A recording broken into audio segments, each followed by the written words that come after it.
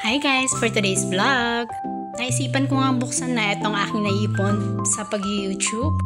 Sadyang pag meron ka talagang sinuksok, siguradong meron ka madudukot. May pinag-iipunan kasi talaga ako, kaya ito na nga at bubuksan ko na. Napakasaya naman talaga pag makikita mo talaga na meron ka nga naman talagang naipon kahit konti.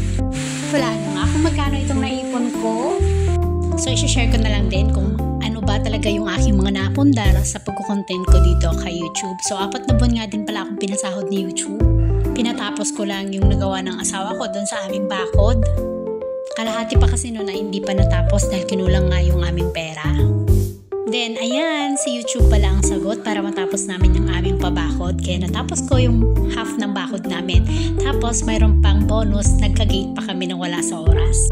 Tapos, sumunod nga mga sahod ko, ayun nga, at natupad nga yung pangarap ko na magkaroon din ng aircon. Kaya nga kahit nandito lang ako sa bahay, kahit papano, ay kumikita pa rin ako. Sadly nga lang dahil na-violation ako at nagkaroon nga ako ng reuse. Yun ang pakaingatan natin pag na-reuse content tayo. Syempre titigil yung kitaan. So 90 days nga walang sahod, so kababalik nga lang yung isang account ko.